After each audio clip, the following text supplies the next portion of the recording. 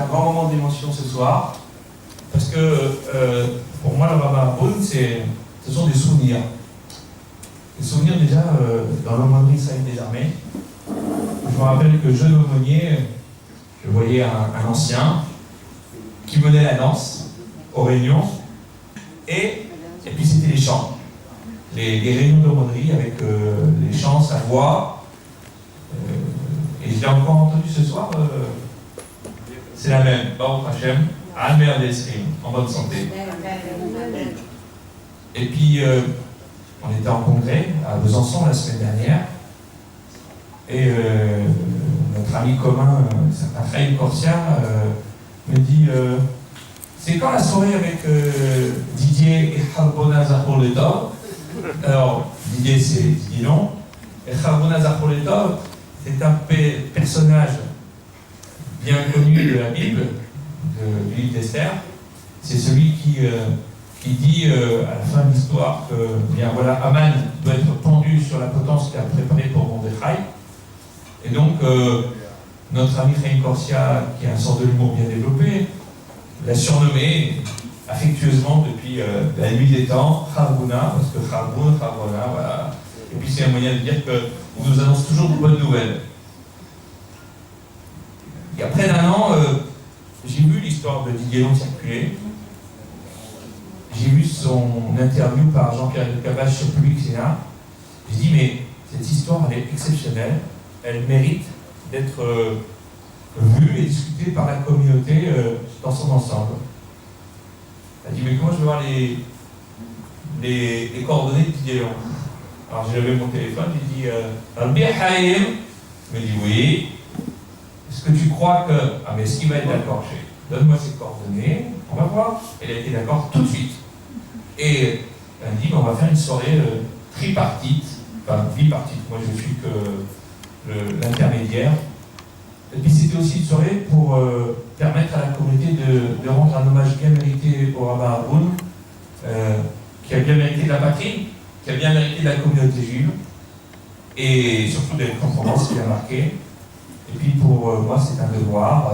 Finalement, c'était l'occasion qui nous permettait de pouvoir faire venir le Rabbah Harboun ici, dans cette synagogue, dans sa communauté, qui a été, qui est et qui restera toujours sa communauté, avec quelqu'un qui est venu nous éclairer, puisque maintenant il s'appelle Meir, c'est-à-dire celui qui éclaire. On sait que Rabbi Meir Balanes s'était nommé ainsi parce qu'on a dit qu'il éclairait les yeux d'Israël. Très bien, maintenant, mon cher Meir, vous voilà ce soir avec notre ami Khaïm. Meir, c'est la lumière, Khaïm, c'est la vie, et moi je m'appelle Daniel. C'est simple, c'est celui qui a été jeté dans la fosse lion, mais qui, je vous le rappelle, en est sorti intact. J'espère que ça m'arrivera aussi. Voilà, bonne soirée à tous, et merci à vous d'être venus.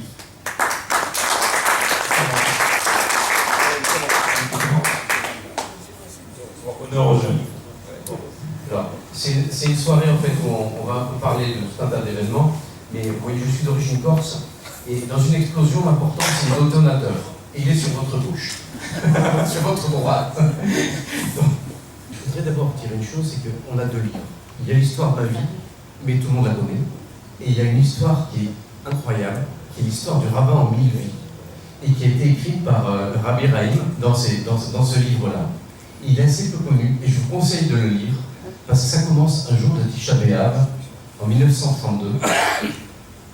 Ah oui, il faut qu'on lui laisse la parole au moins qu'elle nous dise quelque chose. Alors, justement, c'est comme ça, voilà. Bon, je vais vous raconter ma vie et je vais vous raconter comment Dieu est intervenu dans ma vie, comment Hachem est intervenu dans ma vie. Je viens d'une famille en fait qui est d'origine corse. Mon père est à moitié corse et ma mère est corse tout entière, de Corse du Sud, Porto Rico, à Mouratel, près de Porto Rico. C'est un monde très très spécial. Ces gens-là sont venus vivre à Clermont-Ferrand et j'ai vécu à Clermont-Ferrand. Mon père était chez Michelin. Et je faisais les 400 coups, et donc à force de faire les 400 coups, j'ai été éjecté du système scolaire traditionnel, et je me suis retrouvé donc, chez Michelin à Clermont-Ferrand. Ils ont fait des tests psychotechniques, et ils m'ont mis dans une... c'est mes débuts d'histoire avec la psychologie d'ailleurs, et ils m'ont mis dans une école qui s'appelait La Mission. Et cette école, c'était une école, en fait, une espèce de bagne, où on travaillait, en fait, on faisait les 3-8, où on était ajusteur-tourneur, et finalement on finissait par passer le baccalauréat, après de passer par la règle la calcul, l'atelier, les 3-8, etc. Okay, oui. Bon, là-dedans j'ai fait une tentative de suicide, et j'étais gamin, j'avais 16 ans, et j'ai été aidé par un type, et ce type, en fait, était un grand bonhomme, il s'appelait Yves, et cet homme-là lisait la Bible. Il faisait 1m90, il avait les cheveux longs comme ça, il était prof agrégé de philosophie, spécialiste de théologie et de philosophie du Moyen-Âge, à l'université de Clermont-Ferrand. Et ce type-là m'a aidé, et je me suis demandé pourquoi il m'aidait. Il allumait une bougie chaque fois qu'il me parlait, et il lisait la Bible. Il était chrétien. J'ai découvert petit à petit que ce type-là avait été en fait un ancien, et c'était un ancien moine, il avait été moine pendant 8 ans, il s'était marié, et moi je jouais de la guitare électrique avec ses enfants. Bon, j'ai commencé à lire la Torah, j'ai ouvert à la première page, Genèse, ensuite j'ai continué avec l'histoire d'Abraham, je me disais mais c'est exactement ma vie.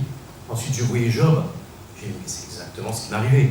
Et j'ai trouvé dans ce livre un merveilleux réservoir d'histoire psychique, et il y a une espèce de mode d'emploi de l'existence. Et à partir de ce moment-là, je me suis dit, je vais donner toute ma vie à ça. Et donc je suis rentré dans un monastère, je suis devenu chrétien à ce moment-là, et en sortant en fait de l'hôpital, où j'avais fait mes tentatives de suicide, j'avais l'impression que j'étais différent. J'avais l'impression que le monde ne m'était plus hostile. Je vivais comme un fauve finalement. Hein. Et d'un coup, je vivais en me disant, il y a quelqu'un, il y a un créateur. Tout me semblait lumineux. C'est une expérience de psychologique, mystique, je ne sais pas comment vous voulez l'appeler. Et je me suis dit, mais j'ai relié ça au livre, et je me suis dit, mais c'est la même chose. Donc je vais donner ma vie à ça. Et comme j'étais quelqu'un d'extrême, j'étais à l'extrême, c'est-à-dire que j'étais, comme Yves allait faire des retraites de temps en temps dans un monastère, j'étais dans ce monastère, je suis rentré à l'âge de 20 ans, et j'ai fait 10 ans d'études de théologie, je suis devenu responsable du conseil des doyens, responsable d'une maison d'édition qui s'appelle Zodiac, je suis devenu aussi artiste là-bas, et j'ai commencé à être responsable de la formation théologique de la communauté. J'ai passé des diplômes à l'Institut catholique de Paris, je suis devenu théologien. Mais la vie monastique, c'est pas ça. Pour rentrer, office de nuit à 2h du matin, ça commence. Seigneur, ouvre mes lèvres et ma bouche publiera ta louange. Adonai, c'est la juste à oublier. Vous avez déjà entendu cet air-là. Donc là. Et ça continue avec les psaumes toute la journée, dit en français. 7 offices par jour, plus, entre-temps, au départ, on vous donne un marteau piquant entre les mains, on vous donne une tranchée à creuser dans le granit. Je peux vous assurer que c'est vraiment une expérience intéressante quand vous faites 50 kilos. Donc voilà, c'est une espèce de... C'est en silence, pas de viande, pas de vin, on parle que par langage des signes. Les gens qui sont là-dedans sont des gens, il y avait une centaine de moines. L'un d'eux avait perdu son œil en défendant le bunker d'Hitler à Berlin, division de Charlemagne, SS. Le type est attrapé par les Russes, il va dans les prisons russes, il va ensuite, il quitte les prisons russes, il arrive en France, il va se retrouver à Fresnes, condamné à mort, et dit si je m'en sors, je deviens moine. Et avec lui en même temps, il y avait un autre type qui était un des responsables de la résistance, qui était en Alsace, qui attendant les divisions de Panzer qui remontaient sur la Normandie, et ce type sort de là, il se dit mais finalement nous on a fait la résistance, et c'est pas nous qui sommes au poste de commandement finalement, après-guerre, il devient prêtre ouvrier, ingénieur arts et métiers, prêtre ouvrier, et il part en navire sous pavillon de complaisance, débarqué en 54, ensuite il part au pôle Nord avec Paul-Émile Victor, et en Terre Adèle. Donc vous imaginez ces deux types ensemble, dans un même groupe de communautés, tout en silence. Imaginez la tension. Les communautés juives à côté, c'est une partie de pique-nique. Okay. Bon, et tous ces gens-là prient Dieu, et il y a parmi eux des frères qui sont des types qui sont devenus des amoureux de la tradition juive, qui étaient vivre à Jérusalem, Il y en a un qui passe régulièrement, qui s'appelle Pierre Lénard, qui a 90 ans aujourd'hui. Ce type-là est devenu une espèce de Talmud Raham d'Ephraim Urbach, et il devient Master Degree in Talmud de l'université Braille. Donc il est capable d'enseigner le Talmud au rabbin. Et chaque fois qu'on passe, ils viennent nous faire des études. La personne qui me forme, en fait, qui est un prof de théologie, il considère que l'évangile est un midrash. Donc moi j'apprends ça dès le départ, que l'évangile est un midrash, que ce qui compte, c'est ce qu'ils appellent l'Ancien Testament, donc la Torah, et qu'il faut lire. De toute manière, si on veut comprendre le texte, il faut comprendre en hébreu. Donc je travaille pendant 2 ans et demi sur un psaume, le Seigneur est mon berger, je ne manque de rien, sur des prés d'herbes fraîches, il me fait reposer, etc. Adonai Elohai Sa, etc. Vous connaissez. Donc, et je travaille le berger. C'est quoi le berger dans la Bible? Le berger, c'est le Dieu d'Israël. Le berger, je ne manque de rien, tu n'as manqué de rien, oui, tu n'as manqué de rien au désert, etc. Et il m'invite à consulter le Talmud. Mais je le lis de manière livresque. Et je vais passer mes examens de théologie, voilà, la Côte de Paris. Et je deviens patron de la maison d'édition qui rapporte de l'argent au monastère, puisqu'à un monastère, on vivait qu'un franc d'habitement par an. Il n'y a pas de viande, il n'y a pas de vin, le pain au carême, oui, c'est un régime qui fait 15 degrés dans les cellules. Et un beau jour, le Père Abbé, donc je vois plein de gens qui viennent me voir, il y a Léotard qui débarque, parce que Léotard est témoin de là-bas, il y a des clochards, donc on leur parle, mais on a le droit de parler uniquement 1 heure, 2 heures, dans la forêt ou au parloir, s'entourer par une forêt immense. Et donc je vois des gens, je vois des femmes, je vois des couples, ça ne me donne aucune envie de vivre. Ils me racontent leurs histoires, je suis obligé d'essayer de démêler toutes ces affaires. Ça ne me donne aucune envie de vivre leur vie à l'époque, mais j'ai un désir de paternité très très fort qui commence à naître vers l'âge de 30 ans. Et à ce moment-là, je fais un CD-ROM sur l'art roman, et ça se vend comme des petits pains. On avait de la technologie au monastère, des presses et ça. Et je peux dire que l'expérience de Dieu, en fait, dans un monastère, il y a vraiment des gens qui prient, il y a vraiment des gens qui croient. Ils ne prient pas à Jésus, c'est des gens qui sont tournés vers le mystère, vers Hachem, et ils suivent un chemin qui est le chemin chrétien, qui est celui, en fait, d'un espèce de maître un peu particulier qui s'appelle Jésus de Nazareth. Il y a plein de gars là-dedans qui peuvent perdre la foi pendant 15 ans, et ils restent, parce qu'ils ont fait des vœux définitifs. Je m'appelle Frère Marc, je suis rasé, etc. Et un beau jour, il y a une journaliste à France 2 qui entend parler de ces types qui font des CD-ROM en plein cœur du Morvan. Et elle débarque au monastère, elle ne croit ni à Dieu ni à diable. Et quand je la vois, je tombe amoureux d'elle. Et en fait, je ne le sais pas, mais je vais découvrir petit à petit en fait, que cette femme est d'origine juive. Elle ne le sait pas, et je vais faire un chemin. Et je vais sortir du monastère, et je vais commencer, comme je faisais des CD-ROM, l'Internet arrive en France. Donc je vais commencer par concevoir Fnac.com, puis ensuite 01net, et je vais être embauché confinement par un cabinet de conseil stratégique qui s'appelle McKinsey, qui m'amène partout dans le monde, et dont je suis le responsable digital sur la France. Donc je vais faire ça, je vais travailler en Silicon Valley, je vais me retrouver chez Google, je vais me retrouver un peu partout, et ces types-là me forment. Donc, deuxième secte. Je rentre d'abord chez Michelin, qui est une secte, je rentre ensuite dans un monastère, qui est une espèce de secte, et dans la firme, qui est quelque chose d'extrêmement secret, qui est une forme d'enfermement, finalement.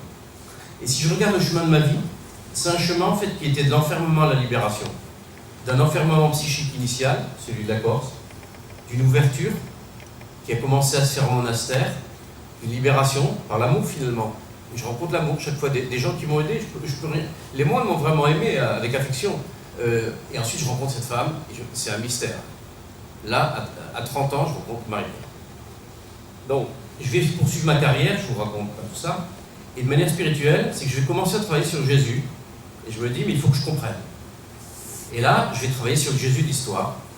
Et l'image qui m'arrive de plus en plus je travaille des textes, plus je me dis, mais en fait, c'est un chassid du Galal Goïm, du cercle des païens, et qui a des disciples. C'est banal.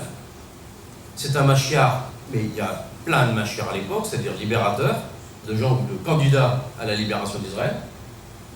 Et finalement, il n'en a rien à faire des païens, puisqu'il dit que ce sont des chiens, et que lui, il est venu juste pour rassembler Israël. Donc, rien d'étonnant tout cela, on lit Rabbi Akiva, 115-135, seconde guerre judéo-romaine, guerre messianique, il dit que Simeon ben Kosiba est Bar Korba, le fils de l'étoile, il frappe des monnaies à l'an 1 de la Géoula.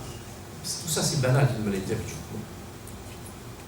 Et j'écris ce bouquin, Jésus, le rabbin qui aimait les femmes, Jésus de Nazareth, juif de Galilée, l'invention du christianisme, tu sanctifieras le jour du repos. Je me retrouve à la télé tout le temps à parler chez Berne et compagnie. Et je dégage une figure. Et moi, quand je suis sorti du monastère, je n'avais plus de contact avec le christianisme, parce que le christianisme que j'ai connu, c'était un christianisme assez sectaire, assez fermé, assez très intense. Et quand je me retrouve dans les paroisses et tout ça, je n'ai pas de lien avec ces gens-là. Et quand je commence à publier mes bouquins sur le Jésus juif, avec cette espèce d'obsession juive qui me caractérisait à l'époque et qui me caractérise depuis le monastère, finalement, puisque c'est ce que j'ai appris et ce que je vais transmettre, eh bien, les gens commencent à se méfier vraiment de moi. Donc je suis nulle part. Je ne suis plus pas juif, je ne suis plus chrétien, et un vieux copain de McKinsey me dit un jour, on va visiter tout West Bank, et on va à Hébron, à Jéricho. Je dis ok, d'accord. Et là, évidemment, je rencontre, comme on rencontre tout le monde, je rencontre un vieux copain, Jérémy Bérébi, qui est devenu Haredi à Tel Aviv.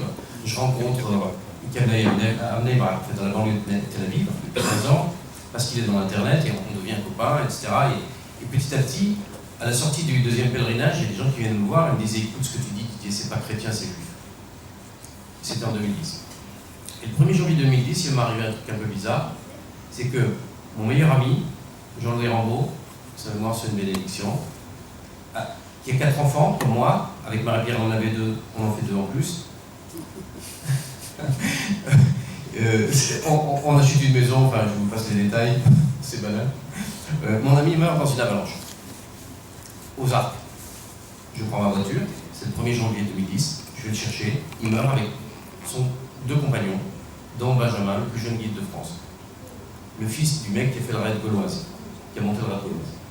Et son père va venir, et comme il s'enfouit dans la glace, donc je vais les chercher, et son père, par exemple, vous voyez une anecdote, c'est dans la Combe des Lanchettes, son père va passer tout le printemps à venir tous les jours voir où sont les skis de son fils, s'il remonte de la neige. Et je me dis, ben ça, c'est Dieu qui agit comme ça avec nous, au bord du gouffre. Il vient nous chercher. Et c'est vraiment l'image que j'ai de... C'est comme ça qu'un père se comporte. Et je dois organiser son enterrement, c'est un enterrement chrétien, donc je fais l'homélie, et la moitié des gens sont juifs, parce qu'il y a la moitié du CAC 40 là-dedans, des gens des fonds, la moitié sont juifs et la moitié sont chrétiens. Donc je parle de la montagne, et je parle de Moshe sur la montagne, Eliyahu au mont Horeb. Pourquoi ils sont montés sur la montagne? Pourquoi tous les gens qui ont contact fort avec Dieu montent sur la montagne? Et quand j'arrive au cimetière, je dis les psaumes, comme on dit les psaumes dans un monastère, et au lieu de dire heureux l'homme qui n'entre pas au conseil des méchants, qui ne suit pas le chemin des pécheurs, qui ne siège pas avec ceux qui ricanent, mais se plaît dans la voie du Seigneur et murmure, sa loi jour et nuit, il est comme un arbre planté près d'un ruisseau, qui donne du fruit en son temps, jamais son feuillage demeure, tout ce qu'il entreprend réussira. Tel n'est pas le sort des méchants, ils sont comme la balle balayée par le vent. Aujourd'hui, les méchants ne se lèveront pas. Par contre, le Seigneur connaît le chemin du tzaddik, et ce chemin, c'est et un Shabbat, il neigeait, c'était la fin de 2010. J'ai remonté toute la rue à pied, je suis rentré dans la synagogue qui est au bout de ma rue, et j'entends quelqu'un qui chante, il y a une voix, que vous avez entendu tout à l'heure, c'est la voix de mon Rabbi Rahim, et il y a une espèce d'image mentale qui surimpressionne, c'est celle en fait des berges du Corse, du plateau du Couchon, qui chantent exactement de la même manière. Et je me dis, comment il peut y avoir un lien entre la Corse et ces gens-là? Et lui, il est jeune à l'époque, comme il est toujours. Et donc, je rentre, le patron de la synagogue vient voir, Gaston, un type formidable, Madar. Il vient voir, il me dit alors, il y a longtemps tu habites, tu es dans le coin? Je dis oui, au bout de la rue. Il y a longtemps que tu es là? Je dis mais 20 ans. Il me dit mais pourquoi tu n'es jamais venu nous voir? Je dis parce que je ne suis pas juif. Il me dit arrête, t'as ton talit, t'as qui part, regarde ta tête. Je dis non, et je suis même un ancien moine. Alors là, il fait un bond en arrière de 2 mètres. Et tout le monde est décontenancé, c'est une petite communauté. Et il va voir Rahim. Et Rahim prend la Torah et il leur lit en hébreu, si je me souviens bien, la prière de Salomon, qui dit l'étranger, le guerre, qui viendra prier avec nous, exauce sa prière. L'étranger qui vient de loin. C'est vous dire si je venais de loin. Et là, tout le monde se tait, évidemment, parce que je pense qu'un certain nombre voulaient me mettre un coup de pied au cul pour me faire sortir. Et je dis, ben, je viens pour prier avec vous, je ne sais pas qui je suis plus chrétien, Il me dit qui tu veux prier, l'un d'eux. Je dis je viens prier Hachem. Et Raïm me dit, elle leur dit c'est possible. Et donc je me retrouve à côté de Jacob Ouanounou, qui sort du Melad Meknes. J'ai oublié, bon, puis il chante avec une voix magnifique, et puis c'est des chants que je connais pas, je sais le lire, mais je sais pas, un peu, il faut que je retrouve.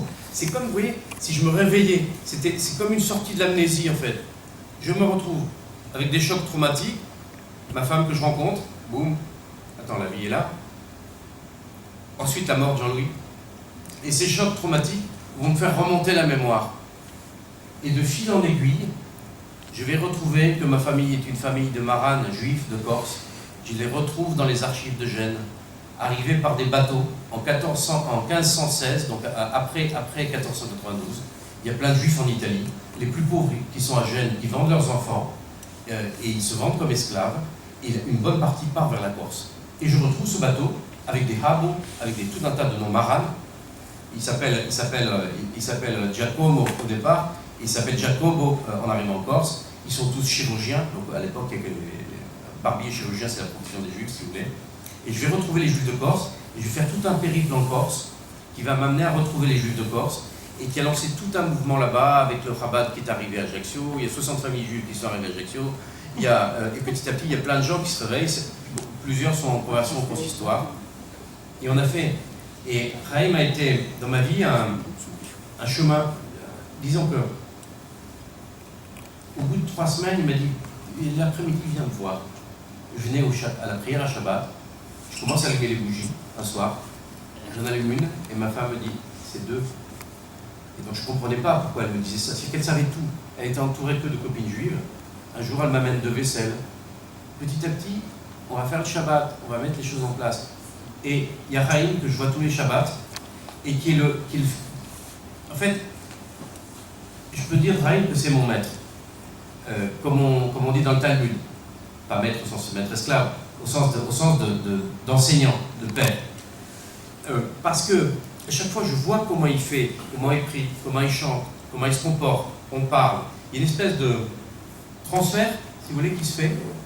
Et petit à petit, mon compas, comme un astrolabe, vous voyez, qui se remet dans le sens de la boussole, quoi, une boussole qui se remet dans le sens du nord.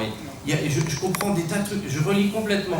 C'est comme si j'avais branché un décodeur sur le christianisme et sur ma propre vie. Et petit à petit, je me dis, en fait, je suis juif. En plus de tous ces faits, que je suis marane, que ma femme, je vais en Alsace, je découvre que ma femme, en fait, elle vient d'Alsace, qu'elle s'est retrouvée en Algérie, ils sont virés en 1870, ils se retrouvent en Algérie à Sidi Bel Abbès. Son arrière-grand-père donc, est un juif qui vient d'Alsace. Je découvre par la généalogie qu'en fait il était déjà marié une première fois avec une Rachel Lang qui venait de Luxembourg, etc., etc. Donc on retrouve tous les noms. Je fais tous les cimetières d'Alsace. Okay. Et je retrouve cette espèce de filiation, cette espèce de mémoire qui se réveille et qui va se réveiller pour ma femme et pour moi en même temps. Alors elle de manière très différente parce qu'elle est présente, pas religieuse. Moi je suis très religieux, très religieux. J'essaie de faire ce que je peux, quoi. Mais différemment, par la cuisine, par les fêtes, la manière d'être, c'est une manière d'être, évidemment. C'est pour moi une joie chaque fois que je reviens ici et que je repasse par là, de savoir qu'une communauté aussi vivante continue après moi. C'est toujours l'obsession des rabbins, que deviendra la communauté. Eh bien, de ce côté-là, j'étais rassuré.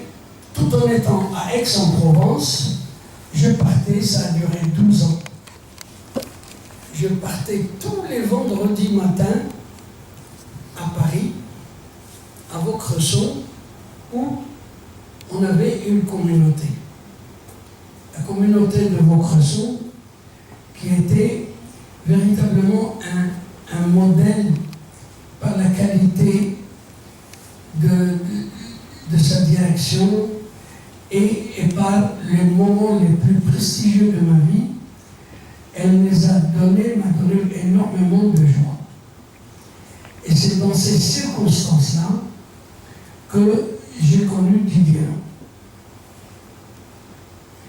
Dès que j'ai vu Didier Long, dès la première discussion, je me suis dit, ce type a un homme juif. Il a un cowboy, mais son âme s'est égarée. Elle était insécurisée comme tout. Elle s'est jetée dans le premier corps qu'elle a attrapé. Et c'est un Shabbat matin, je vois quelqu'un, un étranger totalement égaré, lui aussi, qui arrive à la synagogue et qui rentre dans la synagogue. Alors bien entendu, les fidèles de la synagogue étaient étonnés parce qu'ils ne savaient même pas que les Juifs se couvrent la tête. Alors de voir quelqu'un qui rentre dans une synagogue, qui est là, vraiment c'était quelqu'un qui se faisait remarquer immédiatement qu'il est d'un autre monde. Et c'est ainsi que j'ai voulu connaître Didier. Et comme il habitait dans la même rue, je lui dis chaque Shabbat, après-midi, chaque Shabbat, tu viens. D'abord, l'intégrer à la communauté de Vaucresson. Et le Shabbat, on passait notre temps à discuter. Et le dimanche, moi, je rentre de nouveau ici. Et cela a duré des années, de ce va-et-vient. Et il a été, bon, même au départ, les fidèles sont venus me voir pour me dire que c'est de ce goy-là que tu...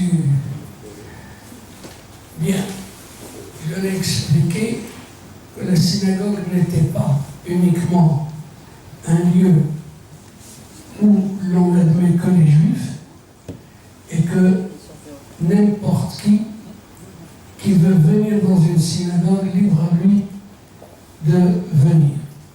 J'ai eu le plaisir de faire de Didier un véritable ami. C'est devenu, comme pour moi, c'est devenu exactement quelqu'un qui était un fils. Et c'est là où, véritablement, il s'est mis à étudier. Il s'est mis à étudier et un beau jour, il décide de rentrer entièrement dans le judaïsme.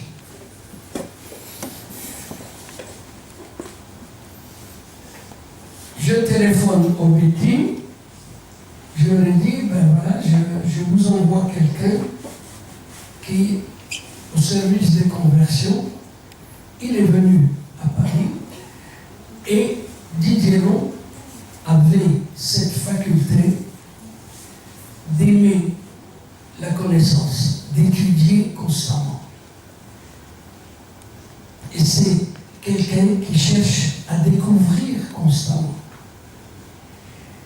Et donc, pour moi, dès le départ, au bout d'un certain temps, j'ai prononcé peut-être une phrase qu'il a certainement oubliée. J'ai cette phrase, je l'ai répétée à moi-même. Je dis, il y a tout de même des gens qui ont un corps goy, mais une âme juive. Donc cet égaré-là, son âme s'est égarée quelque part. On va essayer de la remettre dans le droit chemin. Et c'est comme ça que Didier Long est devenu le fidèle de la synagogue qui véritablement, par ses conseils et par ses interventions, a apporté une certaine hauteur de pensée à la communauté. Et depuis, on est resté inséparables parce que c'est vraiment, quand il est allé au Bédine, je l'ai vu envoyer au Bédine de Paris pour sa conversion, ça s'est passé admirablement bien. C'est passé admirablement bien. Et je l'ai accompagné chez le chirurgien et on a fêté sa brit mila avec le chirurgien qui était juif. D'ailleurs, j'ai choisi un juif caché. Et donc, on a fait une cérémonie et depuis, c'est vraiment le pilier de la communauté de Vaucresson, de la manière de tourner ces mots et de ces phrases. J'ai compris que c'est en lui, c'est cette neshama, c'est cette âme qui parle. Je lui ai dit qu'il beti bet tefila ikare lechona amin. Ma maison est une maison de prière qui est ouverte à tous les peuples.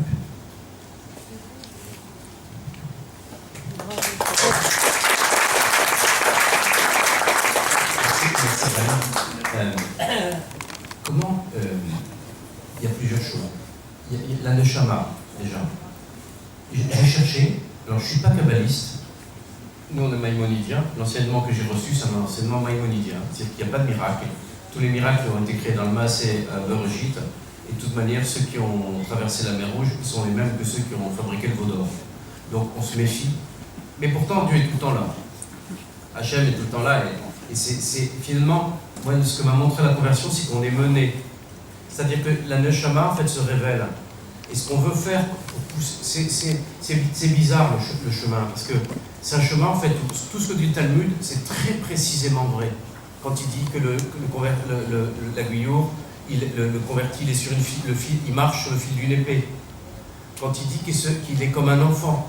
Un jour, je mets mes chaussures à Shabbat, je commence à regarder mon nœud, je me rappelle ce que m'a dit Raïm, un nœud qui ne doit être ni professionnel, ni durable. Et au moment où je lasse mes chaussures, c'est comme si j'avais 4 ans et que je commençais à lasser mes chaussures. C'est vraiment un chemin, en fait, où quelque part, il y a une espèce de reset. Et c'est très curieux. Alors, je ne crois pas, donc pour vous dire que je ne crois pas, je me méfie énormément de tout ce qui est mystique, parce que je pense que c'est souvent des formes de maniaco-dépression cachées sous ou des psychoses qui sont simplement cachées pour finalement hystériser le réel pour qu'il soit plus supportable, si vous voulez. On est maïmonidien. Hein. Il y a un midrash qui dit David était marié avec Bethsabée depuis le Maaseh Bereshit, depuis l'acte de création. Et donc, il y a un kabbaliste du XIIIe siècle, donc en Espagne, Rafael Chiquitila, qui réinterprète ça et dit en fait, les âmes sont créées, sont séparées et se retrouvent. Et David Bethsabée a été marié avec Ouri, le Hittite, comme vous savez, que David pousse en devant son armée, qui fait tuer comme un salopard. Et c'est son péché, c'est sa grande erreur, la grande de sa vie, qui fait qu'après, rappelez-vous, à la fin de sa vie, il est avec une jeune fille, rappelez-vous, puisqu'il faut il faut que maintenant, il cède pas. Voilà. Qu'il le réchauffe. Il n'y a que ça qui peut le réchauffer. Mais bon, attendez, c'est un grand roi, il suffisait de mettre des draps, et des couvertures et des feux, il le réchauffe. Donc c'est plus profond, le texte est plus profond. Ce que j'ai trouvé avec Marie-Pierre, c'est qu'elle a fait le chemin avec moi. C'était bizarre, parce que mon couple était d'exploser. Rem Corsia, qui est un de nos grands amis, il me disait, mais Didier, ton couple lui va exploser. Je disais, bah, Dieu veille, on verra. Bezrat Hashem. Et c'est ce qui s'est passé. Oui, oui, parce qu'il faut quand même dire une chose, c'est qu'à un moment donné, Didier Meirlon, Didier Long à l'époque, il était là, et sa femme, elle était là, elle ne voulait pas avancer, et les deux Chaim, Rabbi Chaim Harbon et Rabbi Chaim Corsia, ils ont dit, mais il n'y a pas de mitzvah de devenir juif. Finalement, on peut être non-juif et être quelqu'un de très bien. Et il n'est pas question qu'on fasse exploser ta famille. Voilà. Tu as une femme, tu as des enfants et tout. Donc, si la démarche n'est pas suivie par ta famille, ben, tu peux être un no-achid, un non-juif, sympathisant, croyant en Dieu, croyant en la Torah, mais il n'y a pas de nécessité. La nécessité, c'est avant tout de préserver la cellule familiale. Autrement, d'ailleurs, toujours coutume de dire, si on vous donne un enseignement au nom de la Torah qui vous paraît ahurissant, méfiez-vous. La Torah, c'est raisonnable.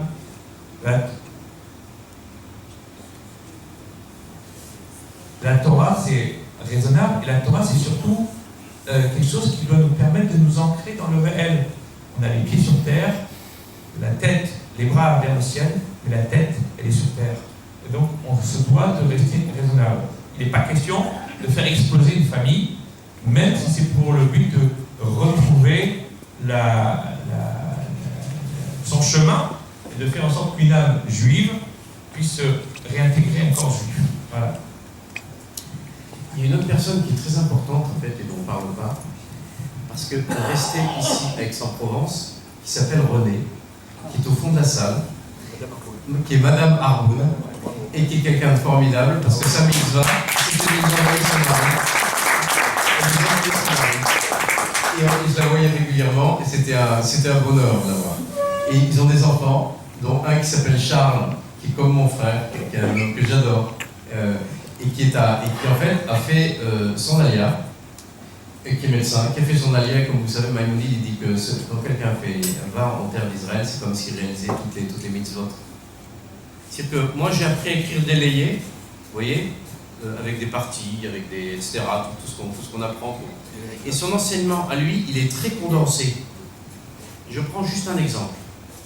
L'autre jour, par exemple, je lui dis, mais il y a un truc que je ne comprends pas, parce que j'écris son nom, à partir de ce qu'il a dit, et je me remémore ce qu'il a dit, et j'essaie de comprendre, donc je vais dans le Talmud, je retourne à son enseignement, je continue en fait de vivre de son enseignement, que lui-même a reçu de son père, de son grand-père et du Abraham Korskos avec son grand-père.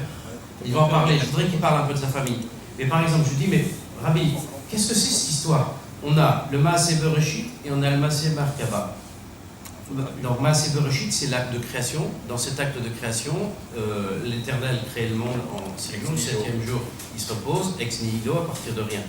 Et à la fin, Adam et Ève, en fait, sont chassés en fait, du paradis, et il y a un kérubim, donc on ne sait pas trop ce que c'est, avec une espèce de glaive tournoyant qui les empêche de revenir. C'est bizarre. Et je lui dis, le Maaseh maintenant, c'est l'acte de création. Et l'acte de création, comme quand vous avez dans la prière, quand vous dites les Chayot HaKodesh, etc., on parle d'un autre acte qui est le Maaseh Merkaba, qui est le char, l'acte du char, donc c'est trucs de mystique. Et en fait, ça reprend le début du chapitre 1 d'Ézéchiel, où en fait, les Israélites sont exilés, donc en Babylonie. Rappelez-vous les psaumes au bord des folles de Babylone, nous étions assis, nous pleurions, nous sonnant de Sion, et alors nos vainqueurs nous demandèrent des chants joyeux, nous dire mais comment pourrions-nous chanter des chants joyeux sur une terre étrangère? Ô Babylone misérable, heureux qui te revaudra ce que tu nous as valu. Voilà. Qui brisera tes enfants contre l'Europe. Et il y a ce Maaseh Merkava, donc Ézéchiel, et donc le peuple est perdu, ils n'ont plus le temple. Et c'est là que le Shabbat devient important, puisqu'il y a un temple dans l'espace, un sanctuaire dans l'espace. Et il y a ce char, il a cette espèce de vision du char avec des roues de feu, etc. Avec quatre personnages qui regardent en fait les 4 horizons. Et donc le temple, la Shérina était dans le Kadosh Kadoshim, dans un tout petit lieu. Et là, elle semble se répandre dans la poussière, surtout dans tout l'univers. Et je lui dis, mais qu'est-ce que ça veut dire? Vous voyez le temps qu'il me faut pour expliquer tout ça. J'appelle Khalim et je lui dis, c'est quoi le lien? Et il me dit, le Maaseh Bereshit, c'est quand nous sommes en terre d'Israël. Le Maaseh Merkava, c'est quand nous sommes en galoute, nous sommes détruits. La galoute mange des enfants. Et entre les deux, il y a Ani Megalé, galoute, Géoula, c'est les galoutes, l'étrangeté, l'exil. Et la Géoula, la rédemption, ont la même racine. Mais entre les deux, il y a Ani Megalé, je me comprends, je me connais. Le juif en galoute fait l'expérience de ça, de se connaître, il sait qui il est, et il finit en disant, c'est pour ça que quelqu'un qui n'a jamais souffert ne peut pas comprendre quelqu'un qui souffre. Il avait résumé, vous voyez, en une phrase, tout l'ensemble qui est de la psychologie, qui est de la mystique, qui est de la Bible, de la Torah, qui est de la... Et donc il avait résumé ça en une phrase. Et c'est ça que j'apprends chez lui, en fait, parce qu'en fait, je garde son enseignement de travail, Je suis comme une espèce de citerne, vous voyez, on dit dans le Pirkavot qui ne fuit pas, j'essaie de pas trop fuir. Et cet enseignement, en fait, qui est l'enseignement de la Torah, qui le traverse, vous savez, au début du Pirkavot, ce que j'ai reçu, je vous l'ai transmis, Kabbalah, mais Sarah, Kabbalah, le transmettre, eh bien, c'est comme ça que ça marche. C'est un peu mystérieux tout ça, et c'est sans doute à son insu, volontairement et en même temps à son insu, mais l'âme juive, en fait, traverse l'histoire, quoi. Et elle se réactive, parfois. Et je pense qu'il n'y a pas de conversion, il y a juste les gens qui se réactivent. La prière, ça veut dire j'attends une réponse. Et par conséquent, comme je lui ai expliqué plusieurs fois, pourquoi c'est dans le cadre de la synagogue que finalement on peut trouver une réponse. Qui bêtit, bêtifila. Et comme cette réponse ne concerne pas uniquement les Juifs, c'est la raison pour laquelle le texte a ajouté qui bêtit, bêtifila, ikare lechol ha'amim. Ma maison est celle de prière, elle doit être ouverte à tous les peuples. Pourquoi? Parce que tous les hommes, qu'ils soient juifs ou pas juifs, ont en commun le besoin de recherche, le besoin de découvrir, le besoin de comprendre. Et par conséquent, la synagogue doit devenir un lieu qui répond à ce besoin-là, qui donne des réponses. Et c'est la raison pour laquelle je voudrais, puisque l'occasion m'est donnée, avec la permission du grand rabbin, de dire à Didier que ce n'est pas la synagogue et ce n'est pas moi et personne d'autre qui t'a apporté quelque chose, mais c'est qu'en toi, il y avait une flamme peut-être éteinte, mais elle va venir à reprendre cette flamme-là, elle va s'allumer de nouveau, mais elle était là en toi. Or, pour nous, la conduite humaine a toujours un sens, qui peut être oublié par la personne elle-même, mais elle aura toujours un sens. La maison de la prière, elle est ouverte à tous les peuples. Et c'est cela c'est cette approche envers le non-juif qui doit nous guider pour que de l'ennemi, on passe à l'ami. Et c'est ce chemin-là que nous devrions rechercher constamment.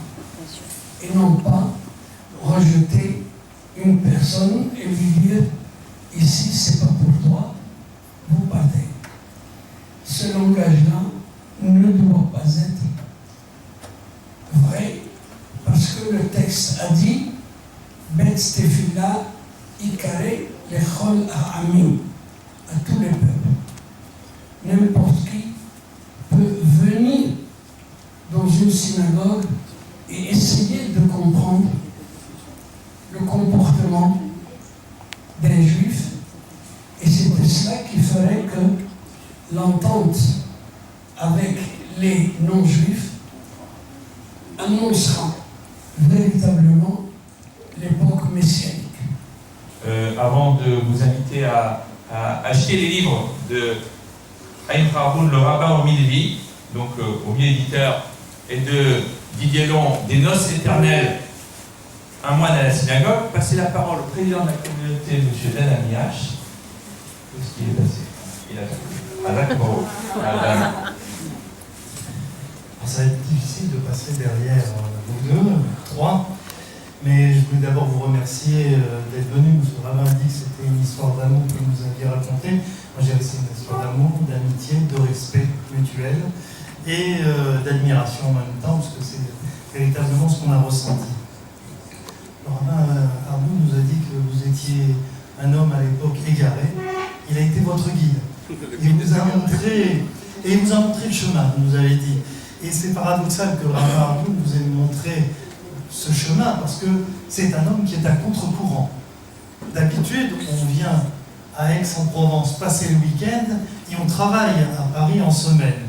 Et le Rabbin Harboun, pendant plus d'une dizaine d'années, a fait le sens inverse. Et c'est grâce à ce sens inverse que vous avez eu la chance de pouvoir le rencontrer et de pouvoir ensuite travailler beaucoup. Il m'a dit que, effectivement, il l'a évoqué aussi, que vous aviez beaucoup travaillé les samedis après-midi. Je lui disais, mais vous ne faisiez pas la sieste? Il me disait, sinon je ne pouvais pas faire la sieste parce que Didier venait dès 2h et puis on travaillait jusqu'à très tard le soir. Alors, vous l'avez maintenu éveillé, vous aussi, et c'est pour moi en même temps l'occasion, votre venue, grâce à vous. Et vous permettez à votre tour de rendre hommage au rabbin. Monsieur le rabbin Daniel Dahan, monsieur le grand rabbin Dahan, va reprendre la parole et va vous annoncer quelque chose qui nous fait à nous énormément plaisir. Bon. Je vais me lever, mais j'aime pas me lever parce qu'en général, quand je me lève, on coupe la tête sur les photos. Je vais dire mon cher Chaim, mais parce que lui, il dit mon cher Daniel, et il pourrait être mon père, comme il me l'a souvent dit. Il m'a dit, t'es l'âge de mon fils. Et donc, c'est de manière filiale et respectueuse que je m'adresse à lui ainsi. Comme tu le sais, j'ai un complice dans le rabbinat qui est presque aussi jeune que toi, c'est le bon rabbin Claude Maman de Bordeaux. Claude est un ami très cher parce que, d'abord, son frère aîné était un ami d'enfance de ma mère, Aléa Macharam à tous les deux, et que mon grand-père a travaillé avec son père. Bref, c'est une histoire de fesses, qui dure depuis plus de 100 ans. C'est comme ça qu'on dit en hébreu.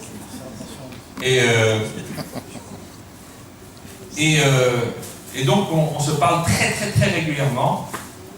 Et ça fait des mois que l'on dit, mais quand même il y a quelque chose qui cloche dans le rabbinat.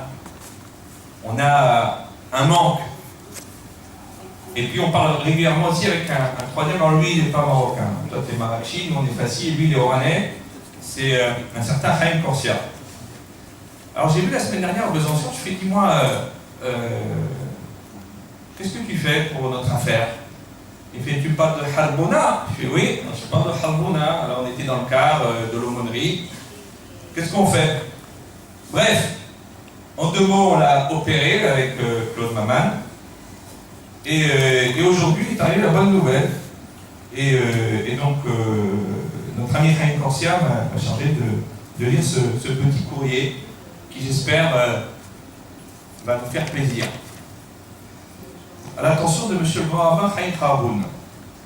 Chers collègues et amis, vous allez tout au long de votre riche carrière, tant universitaire que rabbinique, consacrer une grande part de votre temps et de votre énergie dans différentes communautés de notre pays, à transmettre les valeurs de la foi juive à des générations d'élèves et de fidèles, et ce depuis 60 ans, Kainirou.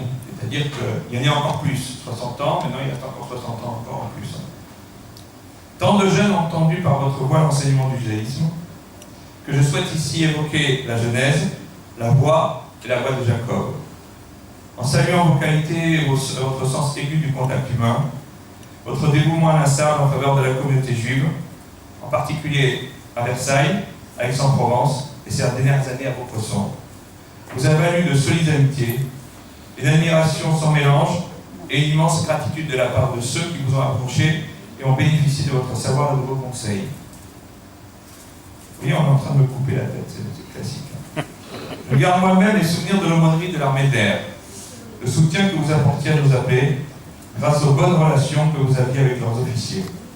Et plus particulièrement, vos interventions tant oratoires que lyriques lors de nos congrès annuels qui, grâce à vous, se déroulaient dans la fraternité et la bonne humeur. Bien entendu, votre lutte était toujours de la partie. Je profite de cette soirée d'hommage, à laquelle j'aurais tant voulu être à vos côtés, pour vous annoncer votre élévation plus que méritée au titre de grand rabbin. Bravo.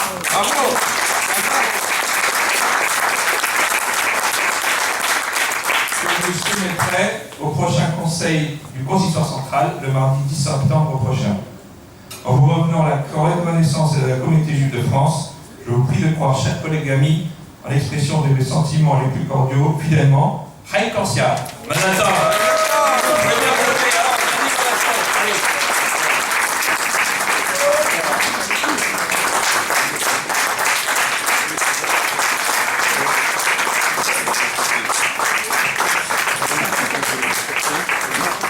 Alors, c'est un hommage amplement mérité, et ce n'est que justice, et je suis heureux d'y avoir un peu contribué pour notre ami et maître, le rabbin Haïm. Enfin, vous va pleurer là, c'est moi. Allez, c'est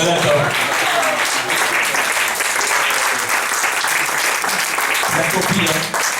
Ça, j'ai imprimé, j'ai reçu par mail, toi tu vas le recevoir par courrier à la maison. Hein. Si là, une fois que tu me le dis, je ferai le nécessaire.